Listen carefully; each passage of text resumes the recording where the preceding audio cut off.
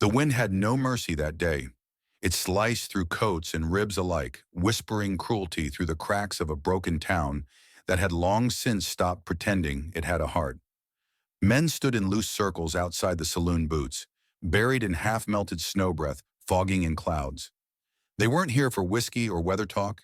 They were here for the auction. No cattle, no horses, just a woman and her child. She stood on the wood-planked platform like a worn-out painting, faded, frayed, and too familiar to be valued.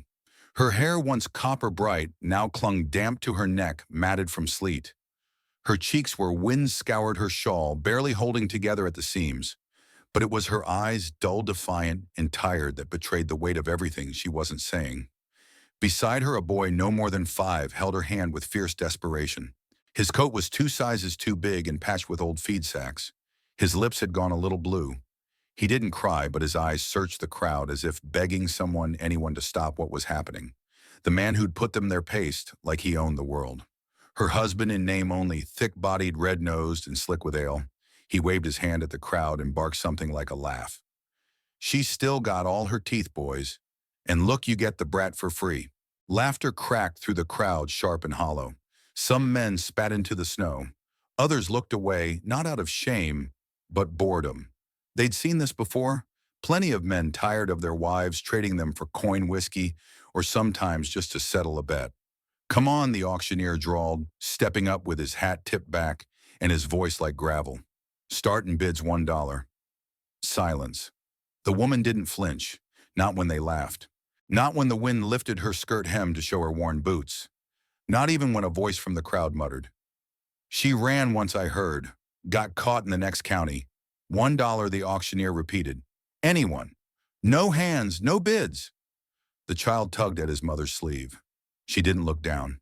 She stood straight, shoulders square, like a condemned prisoner who decided she would not kneel. $50. The auctioneer tried again, his tone more irritated now than amused. Still nothing. "God damn it, she's worth more than firewood." The husband shoved her forward, but she caught her balance. Still no flinch. She just stared past them toward the street where the wind kicked up dust and sleet in lazy circles.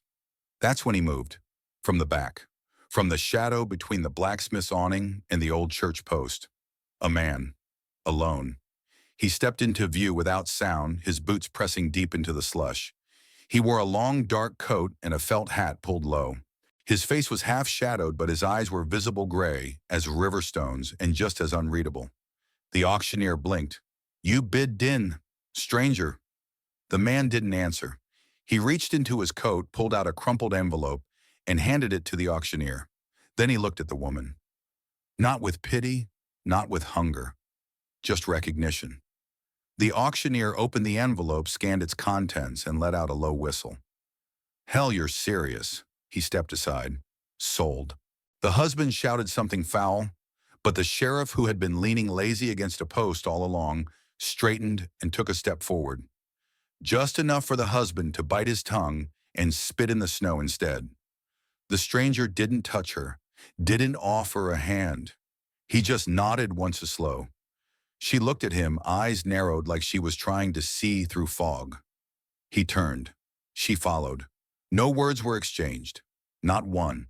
The child paused and glanced back at the platform where his toy horse had fallen. He started to run for it, but the mother caught him gently and picked it up herself. They disappeared into the falling snow, the boy bundled in her arms, her boots crunching behind the man who just bought them without a single spoken word. It was nearly dark by the time they reached the cabin. Nestled between 2 frozen ridges, it looked like a secret buried in winter. Smoke drifted lazily from the chimney.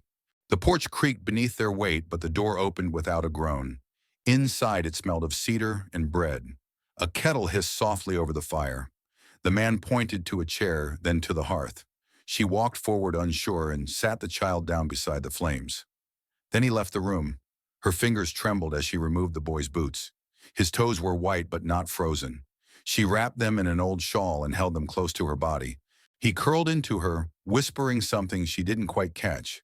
When the man returned, he carried a bowl of stew and a spoon carved from cherry wood. He set them down on the table without comment and lit a lantern on the wall. Warmth settled in the room like a silent agreement. She fed her boy, slowly blowing on each spoonful. Her hands were cracked red from cold. The man sat in the corner sharpening a knife, not watching her, not ignoring her, just existing quietly beside her. And maybe that was the strangest kindness of all. When the child began to nod off, she wrapped him in both their blankets and laid him near the fire. The man rose and pointed toward a second room. "For you," his gesture said. She stood, walked to the threshold. Inside was a simple cot, a basin of clean water, a stack of quilts folded like someone had been waiting for her all along. She turned back, suddenly unsure. Her voice when it came was hoarse from disuse. "Why'd you do it?" The man paused in the act of dousing the lamp. Then in a voice low and sure, he answered, "Didn't sit right. The way folks looked at you." He didn't say more. Didn't have to. Later, as she lay in the strange bed with her son curled beside her, she stared at the ceiling, watching the shadows dance. She should have been afraid. She wasn't. She should have cried. She didn't. Instead, she listened to the wind outside, now muffled by logs and glass and fire. And for the first time in years, it didn't sound like it was coming to take her. It sounded like it was passing by. She closed her eyes, whispering a prayer she barely remembered, and held her boy tight. Outside, the snow kept falling. But inside, for the first time in too long, it didn't feel like the end of something. The days that followed passed without ceremony, stitched together by silent snow, and the subtle sound of healing that doesn't announce itself. He never asked her name. She never offered it. In the morning, she'd wake before dawn, brush the child's hair, and build the fire he always left prepared. The matches were kept in a jar by the hearth, dry and ready. She'd learn the small patterns of the house quickly, where the floorboards creaked, which cupboards stuck, how the kettle whistled before it boiled. These weren't lessons of necessity. They were her way of earning air. The child spoke more freely than she did, though even he knew not to be loud. He watched the man with a curiosity that flickered behind his eyes like candlelight. He asked questions in whispers, questions that made her flinch, things like, "Is he going to make you cry? Or are we going to have to leave again?" The man never answered those, but he always looked up when the boy asked. And then slowly he'd return to chopping firewood, mending boots, or whatever quiet task he'd taken up that day. He was not cruel. He was not soft either. He was something rarer, ill. She studied him in pieces, shoulders shaped by labor hands marked by splinters and calluses, a jaw set not in judgment but restraint. He never raised his voice. He never hovered near, but he was there, always there. On the fourth morning, she found a wooden spoon on the table, small, delicate, carved with a sun at the handle's end. The kind of thing no one had time for anymore. She picked it up like it might shatter. The man glanced over from the stove. "For the boy?" He said it simply, then stirred the pot of oats without waiting for a thank you. That night, as the fire danced shadows across the floor, she dared ask her first question. "Did you have a wife?" The question hovered in the air, unbalanced. He sat in his chair, rolling tobacco slowly between his fingers. "Had she die?" He nodded. "How?" He paused. Then soft as smoke, "Winter fever. Year before last." There was a quiet so deep she could hear her own heartbeat. She didn't speak again, but she remembered the look in his eyes, how they didn't fill with tears, just shadows. Later, while tucking the boy in, she traced her fingers over the spoon's sun carving and whispered to the sleeping child, "Not everyone wants something from us." But even she didn't believe it fully yet. The next day, she caught her reflection in the cabin's wash basin. Her cheek still bore a fading bruise, a ghost of hands she had tried to forget. Her lip had a healing crack. She dabbed it with water, then lifted the boy's shirt to check his ribs. They weren't bruised anymore, just thin. That night when the man returned from the barn, he found the cabin, swept dishes stacked, and the smell of bread hanging in the air. He looked around once, then nodded. Nodded her, not even toward her, but as if the cabin itself had started to breathe again. It was the first time he smiled. Not wide, not bright, but a real smile, the kind that curled just enough to make her wonder what his laughter might sound like if he ever let it out. She sat across from him that evening, both of them with mugs of tea. He asked no questions. She answered none. But the fire burned between them like a third presence, safe, patient listening. The boy had started leaving his drawings on the man's work table, crude stick figures, horses with square legs, a house with smoke always rising. One afternoon, the man pinned one to the wall above his desk, said nothing about it. When she noticed, she didn't comment. but her shoulders dropped just slightly, like a burden she hadn't realized she was carrying finally slipped. The weather turned mean again near the week's end. Ice crusted the porch. Snow hissed at the shutout. She was folding laundry when the man returned with blood on his hand. Not a lot, just a gash across the palm, raw and pink and stubborn. She dropped the shirt she was folding. "Sit," she said, and it surprised them both how firm it sounded. He did. She brought a tin of sal from the cupboard, water in a bowl, and a rag she warmed near the fire. As she cleaned the cut, their eyes met closer than they'd ever allowed. His face didn't twitch even as she pressed the rag to his skin. He smelled of hay leather and a trace of pine. She stitched the wound with quiet care, her hands steady despite the quiver in her chest. "You're good at this," he said, voice low. She tied the last knot learned the hard way. That was all. She cleaned up without another word, but her hands shook just once as she poured the bloodied water into the snow outside. That night she stayed by the fire after the boy had gone to sleep. He stayed too. Neither of them acknowledged the nearness, but they didn't move away either. When the fire dipped low, he asked her name. She told him. Then softly she asked his. He told her. And just like that, they were no longer strangers. By the next morning, the way she stirred the porridge felt different. The way he set her tea beside her instead of on the counter did too. Not romance, not yet, but something more honest. On the 10th day, the storekeeper's widow arrived in a sleigh with supplies. She looked around the cabin and raised her brows. "Looks brighter in here." Neither of them replied, but the child ran to her and hugged her knees, which said more than either adult could. The woman handed the man a parcel and leaned in close to the heroine. "Don't waste time wondering why you were chosen. Sometimes the ones that don't shout are the ones listening best." Before leaving, she gave the child a peppermint and winked. The boy tucked it into a jar with two others he hadn't eaten yet. She watched him, her heart nodding. He was saving sweetness. He didn't trust it would last. That night, the man left a single book on her pillow, a poetry collection, old spine-cracked pages annotated in a neat hand. She opened to the page he had marked. "Not all storms come to break you. Some come to clear your path." Her eyes burned, but she didn't cry. Not until later when no one could hear. Then came the moment that changed everything. A knock at the door, hard, unfriendly. The man opened it, cautious. It was a rider, tall, lean, cold-eyed. Not from town, not familiar. Said he was looking for a woman and a boy. Said they were his. The man didn't let him in, just stepped outside, shut the door behind him. Their voices murmured in low tones, heated, then gone. When he came back, in his face was unreadable.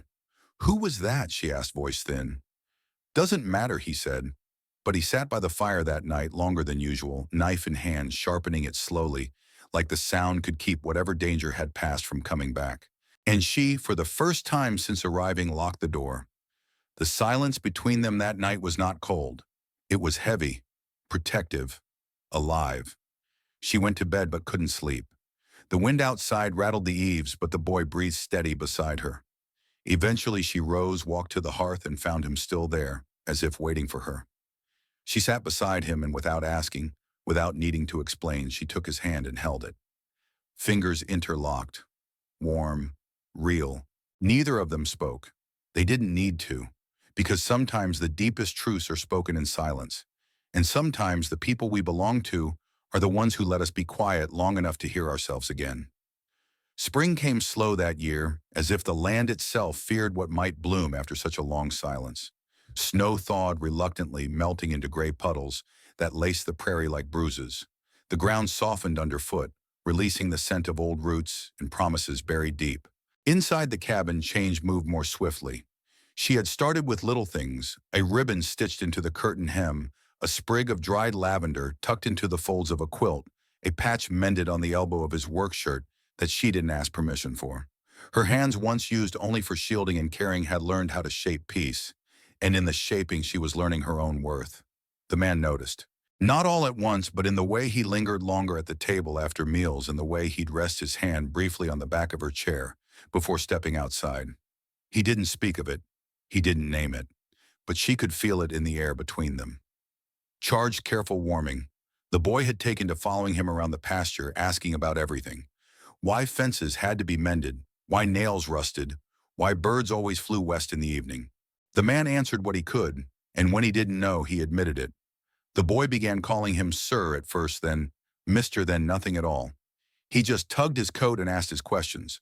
One afternoon, while turning soil for planting, the man glanced at the child and said softly, "You want to put a seed in the ground? You got to believe something will come up from it." The boy looked at him as if he'd just spoken scripture. The woman heard it too from the porch where she was beating dust from a rug, and for a moment she had to sit down and close her eyes. No one had ever said anything like that to her son, not even close. Later she began drawing a map, not on paper but in the house itself. A threadbare tablecloth she'd once hidden from shame now graced the table without apology. A tin mug with a bent handle found new life as a wildflower vase. An apron stitched from 3 different dresses hung on a peg beside the fire, always smelling faintly of rosemary and smoke.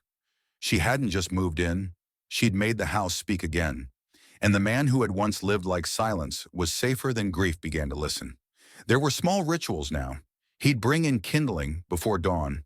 She'd leave him a slice of cornbread on the windowsill. The child would leave 2 pine cones in the boots by the door, one for luck, one for tomorrow. But there was something else beneath it all. Something unsaid. Not fear exactly, but something like waiting. It came back in pieces, in dreams, in wind that scraped the roof at night, the memory of the man who had once owned her. He hadn't returned since that day the rider came, but his shadow lingered in the woman's thoughts. She watched the road more often now. She flinched when voices rose at the general store. She checked the lock at night twice, sometimes 3 times.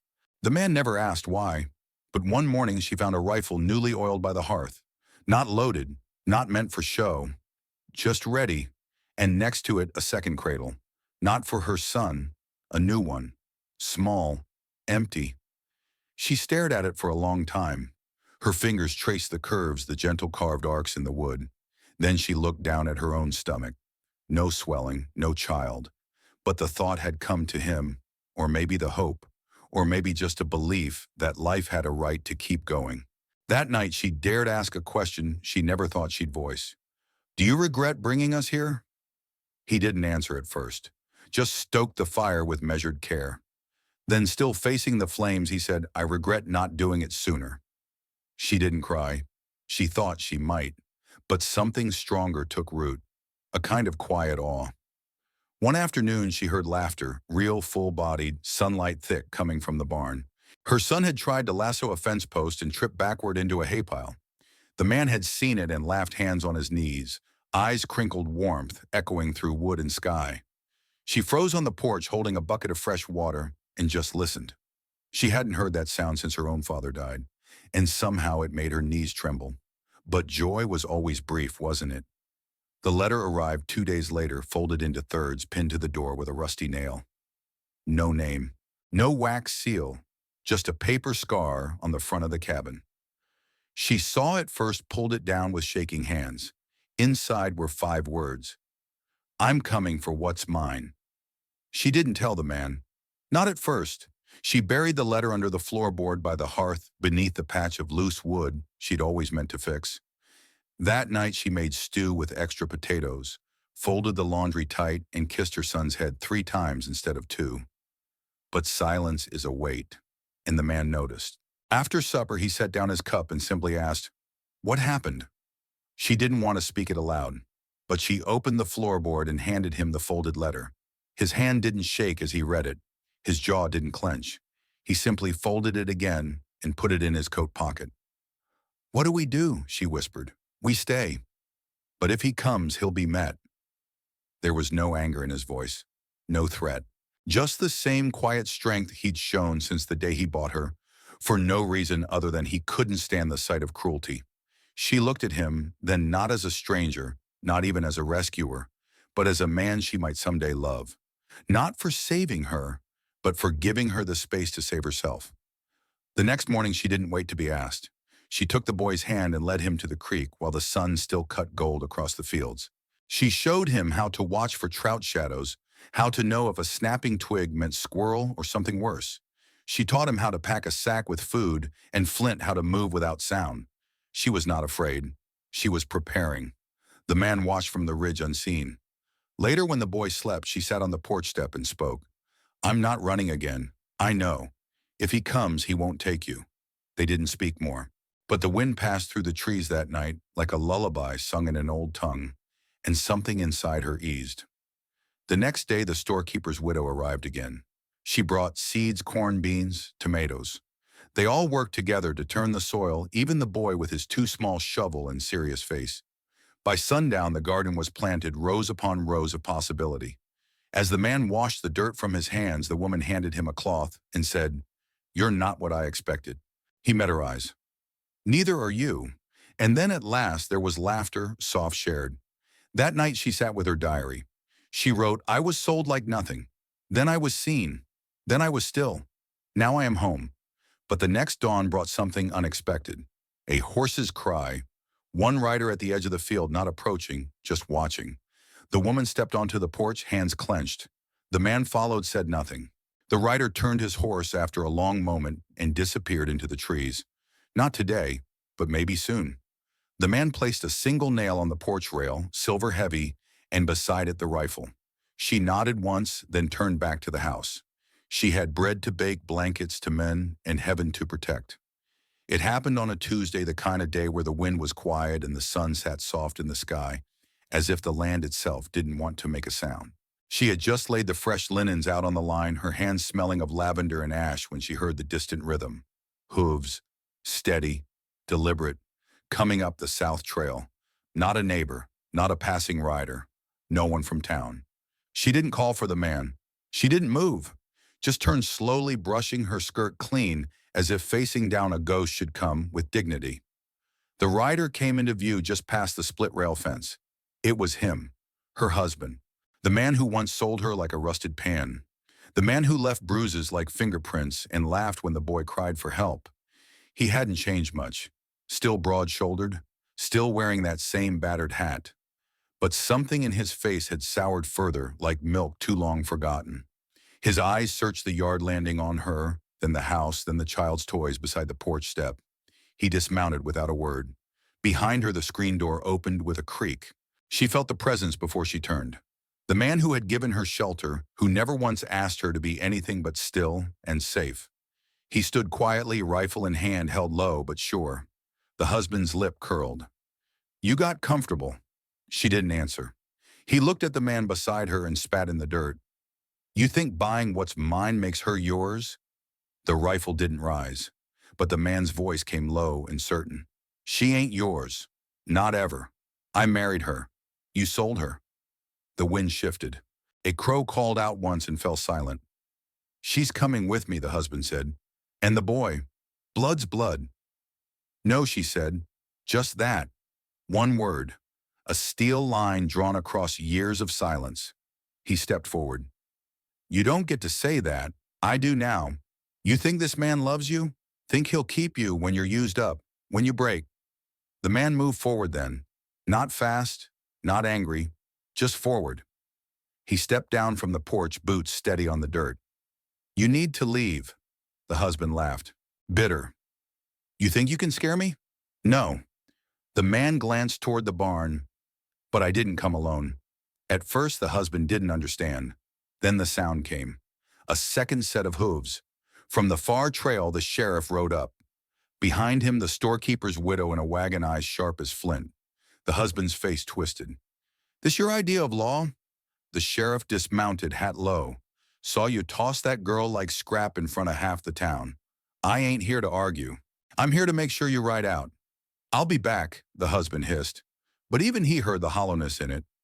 "You do," the sheriff said, voice flat. "And I bury you." The man never raised the rifle. Never had to. The husband spat one more time, kicked at the ground, and climbed back on his horse. "You'll regret this," he said to her, voice cracking. "I was the only one ever gave a damn about you." She didn't flinch, didn't even blink, just said no. "You were the reason I forgot what peace felt like." He left. The trail swallowed him without a sound. The sheriff nodded once, then followed. The storekeeper gave her a small, proud smile before turning her wagon back toward town. Silence fell. The man turned to her, waiting, not touching her, not assuming. She looked at him, her face unreadable, and said, "You didn't shoot. Didn't have to. I wanted you to." He blinked slow. Would've, if I needed to. The words landed like warmth after frost. Inside, the boy peeked through the window, face pale, eyes wide. She beckoned him out. He ran to her arms and pressed his face to her waist. You safe, she whispered into his hair. We're safe now. That night the air was clearer than it had been in months. The stars hung low, sharp enough to cut. She sat beside the fire diary, open ink drying slow. He came, but this time I didn't run. This time someone stood beside me, and this time I stayed. She turned to find the man standing in the doorway, watching her. You still scared? He asked. Yes, she said without shame, but not of him. He tilted his head. Then what of believing this might last? He walked forward slow, sat beside her, took her hand. His voice came soft. I ain't asking you to believe everything. Just believe me. She looked at their joined hands. Why? Because you made this place into something worth keeping. She breathed once deep, let it fill her. And when he leaned forward, forehead against hers, neither of them needed to say what was already known. That love wasn't born in grand words or kisses stolen under moonlight. It was made in the quiet, in days spent rebuilding, in hands that didn't hurt, in a man who stood still while the world shook and waited until she chose to reach for him, in a woman who'd once been sold and now finally had chosen to stay. Outside, the wind picked up again, but this time it didn't sound like a threat. It sounded like a song. And inside that little cabin, two people sat shoulder to shoulder while a boy slept warm in the next room, the cradle beside him painted with her hand carved by his. The fire crackled, and their silence held no fear, only peace, and the kind of quiet that meant everything had finally blessedly begun. Which city are you watching our video from? Please leave a comment. Please subscribe to the channel as well. Thank you.